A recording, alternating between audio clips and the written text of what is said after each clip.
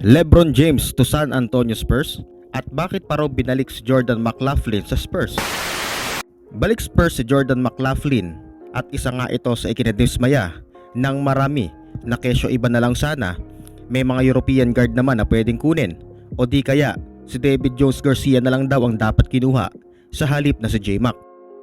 Well, para sa akin okay lang naman na magstay si J-Mac sa San Antonio dahil third option lang naman sa uno ang veteranong ito. Mas better nga si DJG. Pero naisip nyo ba, ang bakante ay third option guard lamang. Kung sakali si DJG ang kinuha or in-upgrade ang contract, bench lang din ang role nito. Pero kung magstay si DJG kung ano man siya ngayon, ay halos superstar in the making, both NBA at G-League ito. Tama lang ang ginawa ng San Antonio Spurs dahil maitsapuera lamang ito kung sakaling ma-upgrade ang kontrata nito. Kumbaga, kahit ganun ang naging desisyon ng San Antonio, ay nasa waiting shed na si David Jones Garcia para sa San Antonio Spurs sa future. Sa 44 games last season ni McLaughlin, ay tingin ko wala naman itong sinasayang na oras kapag binigyan ng green light off the bench, bringing veteran leadership, steady playmaking at valuable depth to the backcourt. Higit sa lahat, walang bad attitude ang veterano. Ito ang nagustuhan ng Spurs sa kanya. Kumbaga, kahit anong role ang ibigay mo, ay tanggap niya ito. Speaking of veteran, kumakalat sa internet ngayon lalo na sa social media na pumipili na si LeBron James ng team na lilipatan at kabilang di umano dito ay ang San Antonio Spurs. LeBron James is officially an unrestricted free agent after opting into his $52.6 million player option for the 2025-2026 season dito sa Los Angeles Lakers. Dagdag pa niya, he would not resign and chose to test free agency to explore other opportunities for the upcoming season.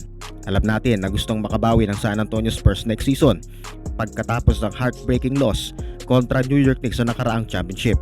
Kaya ang tanong dito, possible kaya na mangyari na mapunta si LeBron sa Spurs? Well, kung si LeBron siguro ang tatanungin, baka why not? Possible na ito ang huling team niya sa NBA kung magkataon mga ka-teammate. Saka if ever, superpower team ang labas ng Spurs next season, loaded sa stars, veteran at masasabi nating winning team kung may kukonsider si LeBron sa San Antonio. Isa pa, possible push si LeBron kung kaya itong bayaran ng Spurs. Alam naman natin na bagamat 41 years old na ito ay naglalaro pa rin sa $50 to $52 million ang salary nito sa kada taon. Malaking tulong si LeBron sa Spurs kung magkataon. Una, winning culture. Alam ni LeBron paano manalo sa finals. Kumbaga, parang may coach ang Spurs sa floor na magmamando sa mga bata. Pangalawa, maasahan sa depensa kahit 42 years old na. Smart defender pa rin kung may tuturing si LeBron na kaya pang magbantay na 1 to 4 position.